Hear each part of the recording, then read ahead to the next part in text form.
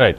నరసింహప్రసాద్ గారు వారు అనేది ఏంటంటే ఎంతమందికి పర్మిషన్ ఇచ్చారు ఏంటో చూసామని అంటున్నారు. బట్ నా వరకు అయితే ఒక పాయింట్ని నేను దాన్ని నేను యాక్సెప్ట్ చేయలేకపోతున్నాను. నిన్న విజువల్స్ ఇవన్నీ అంటే మీడియాలో చూస్తూ ఉంటాం కదా, మాకు వచ్చినటువంటివి ఎవరి పార్టీలని వాళ్ళు డిఫెండ్ చేసుకుంటారు, తప్పులేదు. బట్ యాజ్ పబ్లిక్ సర్వెంట్ అంటే మేము పబ్లిక్ తరఫు నుంచి మేము మాట్లాడుతున్నాం కాబట్టి రెండు రకాలుగానే మాట్లాడతాం, అందులో అభ్యంతరం లేదు. బట్ నిన్న ముఖ్యమంత్రి గారు ఒకసారి లేదంటే డిప్యూటీ సీఎం గారు ఒకసారి వెళ్ళారంటే దానికి ఒక ప్రోటోకాల్ అనేది ఉంటుంది. ఇద్దరు కలిసి వెళ్ళొచ్చు కదా అంటే డిస్క్రిప్షన్, కలిసి వెళ్ళొచ్చు కలవకుండా వెళ్ళొచ్చు. బట్ జరిగినటువంటి దాంట్లో తప్పు ప్రభుత్వానికి అని స్పష్టంగా చెప్పారు. కానీ హాస్పిటల్లో ఏదో నిన్న తిరుపతిలో జరిగినటువంటి ఈ ర్యాలీలు వీటి మీద ఏం తీసుకుంటుంది చర్యలు మీ ప్రభుత్వం? సార్ నమస్కారం సార్, మీకు ప్యానల్ ఉండే పెద్దలకి ఇట్లా మన ప్రేక్షకులందరికీ కూడా నమస్కారం. ఈరోజు ఎట్లుందంటే వైసీపీ వాళ్ళకు కూడా మనం జవాబు చెప్పాల్సిన పరిస్థితి వస్తూ ఉంది. ఇదే సిగ్గుచేటుగా ఉంది నాకు. ఎందుకంటే నీ మాట అంటే జరిగిన సంఘటన ఒక పక్కన పెట్టుకొని మనం ఇంకొక విషయాన్ని డిస్కస్ చేయాల్సి వస్తుంది వీళ్ళ వల్ల. ఎందుకంటే వీళ్ళ ద్వారాని ఇప్పుడు పబ్లిక్ ఏం ఆలోచిస్తుందో దానికి విరుద్ధంగా ఉంటుంది అనమాట. ఎప్పుడు అంతే. ఇంత చిత్తశుద్ధి ఉండే వాళ్ళు గతంలో ఏం చేశారు సార్ వీళ్ళు? అదే రుయా హాస్పిటల్లో ఆక్సిజన్ అందక 13 మంది చనిపోయారు. ఎల్జీ పాలిమర్స్ లో ఒక 13 మంది చనిపోయారు. బోటు ప్రమాదంలో దాదాపు 50-55 మంది చనిపోయారు. ఎక్కడున్నారు సార్ వీళ్ళు? కనీసం వెళ్ళారా వాళ్ళ దగ్గరికి ముఖ్యమంత్రి గారు? ఇది ప్రభుత్వం తప్పులా మానవ తప్పులా సార్? నువ్వు కొంతసేపు గమ్మునుంటే మాట్లాడతానమ్మా. చెప్పాలి మరి, మీరు సమాధానం చెప్పలేదని చెప్పేసి మీకు ఏమైనా అబ్జెక్షన్ ఉంటే తర్వాత మాట్లాడుకోండి. చెప్తున్నాను, ముఖ్యమంత్రి స్థాయిలో ఉండి కొంచెం రెస్పెక్టబుల్ గా మాట్లాడండి సార్. వీళ్ళకి సమాధానాలు చెప్పాలి అని అంటే మీకు ఇచ్చిన సమయంలో నాగమల్లేశ్వర గారు దయచేసి మీకు ఇచ్చిన సమయంలో మాట్లాడండి, నోట్ చేసుకొని మీ పాయింట్స్ చెప్పండి. నేను టైం ఇస్తున్నాను. సరే సార్. అమ్మా అలాగే సార్. కానీ కాసేపు ఆగండి అమ్మా. మీరు మాట్లాడినప్పుడు నేను కామ్గా ఉన్నానంటే దాని అర్థం మీరు మాట్లాడినంత నిజమని కాదు, ఒప్పుకున్నామని కాదు. అది గౌరవం. నేను ఆ గౌరవం ఇస్తాను సార్. నా డిబేట్ నేను ఒకటే చెప్తున్నాను, నేను డిబేట్ పాల్గొంటే నువ్వు నేను అట్లా ఇది ఉండదు, కాంట్రవర్సీ లాగా ఉండదు. సబ్జెక్ట్ సబ్జెక్ట్ చెప్పాలనుకుంటాను. నేను సబ్జెక్ట్ చెప్పాలనుకుంటాను. నేను సబ్జెక్ట్ మాత్రమే మాట్లాడాలనుకుంటా. ఇతర అజెండాలు ఉంటే మాకు సంబంధం లేదు. మాట్లాడండి. రెండోది, ఒక ముఖ్యమంత్రి స్థాయిలో ఉండే వ్యక్తి ఒక ప్రమాదం జరిగినప్పుడు ఏ విధంగా స్పందిస్తాడు అనేది మనం ఇక్కడ గమనించాల. తప్పులు జరుగుతాయి, మీరు అన్నట్టు మానవ తప్పిదమా ప్రమాదమా ఏదైనప్పటికీ బాధితులకి ఏ విధంగా మనం ఊరటిస్తున్నాం, వాళ్ళకి తక్షణం ఎలా స్పందిస్తున్నాం, శాశ్వతంగా ఏం పరిష్కారాలు చేయబోతున్నాం అనేది ఒక ప్రభుత్వ అధినేతగా ముఖ్యమంత్రి చేయాల్సిన బాధ్యత ఉంటుంది. అదే నిన్న జరిగిన విషయంలో మేము స్పష్టంగా చేశాం.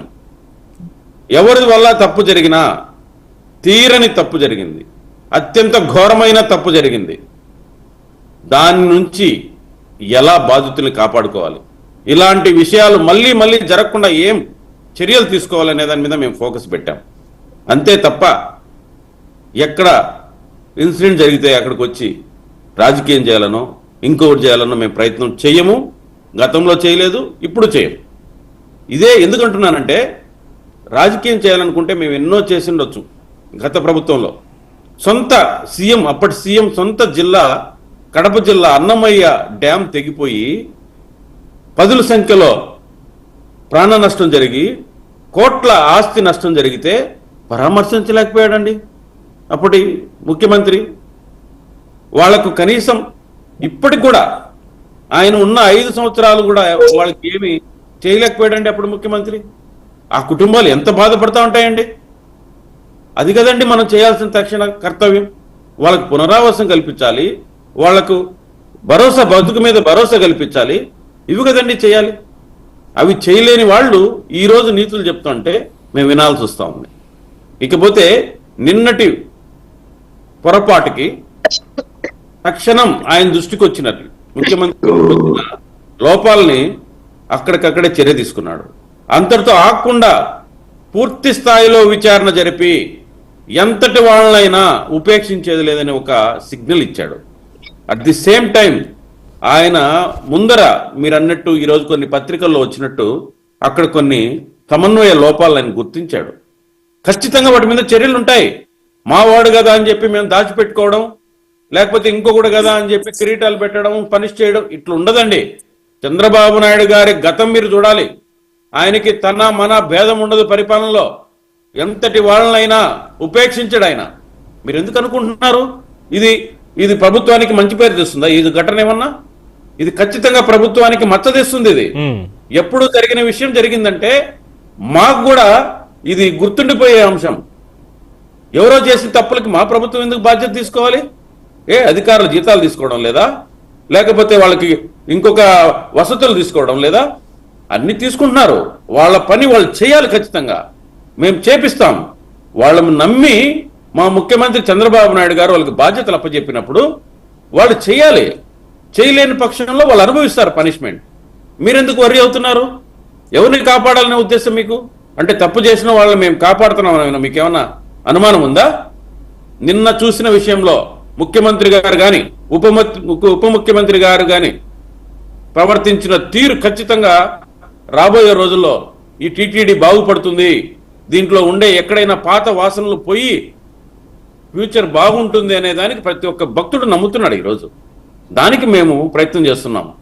అల్టిమేట్ గా సార్ నేను చెప్తున్నాను పవన్ గారు, అధికారం ముఖ్యంగా టీటీడీ లాంటి ధార్మిక సంస్థల్లో అధికారం ఒక కిరీటం కాదు, అవును, ఒక బాధ్యత. భక్తుని మనోభావాల్ని కాపాడాలి. అది జరగనప్పుడు ఎంత పదవుల్లో ఉన్నా అది వృధా మాత్రమే. నేను ఎందుకంటున్నానంటే టీటీడీ లక్ష్యం అల్టిమేట్గా ఏమై ఉండాలి? భక్తునికి కాస్త తృప్తి కలిగించే విధంగా ఉండాలి. కనీసం వాళ్ళకి మనసుకి అరే నేను మా కలియుగ దైవం వెంకటేశ్వర స్వామిని మనస్ఫూర్తిగా చూసుకోగలిగాను, నాకు ఎన్నో కష్టాలు ఉంటే కానీ సార్ నేను ఆయన దగ్గరికి పోను సార్, నాకు ఏదో బాధలు చెప్పుకోవడానికి ఆయన దగ్గరికి వెళ్తాను సార్.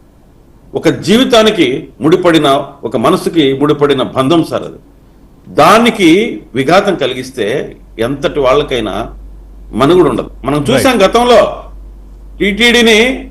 టీటీడీని రకరకాలుగా వాడుకుంటే ఏ విధమైన పనిష్మెంట్లు వచ్చాయో ఒక్కొక్కరికి మనం చూసాం. అది చూసి మేము రాబోయే రోజుల్లో కూడా అందరూ కూడా, నేను అదే చెప్తున్నా, పార్టీలకు అతీతంగా ఎవరికైతే నమ్మి ఆ పదవులు ఇచ్చారో, ఆ బాధ్యతలు ఇచ్చారో వాళ్ళందరూ కూడా రాబోయే రోజుల్లో భక్తుల మనోభావాలు కాపాడాల్సిందే. కాపాడలేకపోతే తాత్కాలికంగా మీరేమన్నా తప్పించుకోగలుగుతారేమో కానీ ఆ కలియుగ దైవం వెంకటేశ్వర స్వామి దగ్గర నుంచి మాత్రం తప్పించుకోలేదు సార్. రైట్, ఇది ఒళ్ళు దగ్గర ప్రవర్తించాలి సార్ ఎవరైనా. ఒక్క సెకండ్ జరిగిన తప్పుల్ని సరిదిద్దుకొని ముందుకెళ్తాం. వెంకటేశ్వరరావు గారు,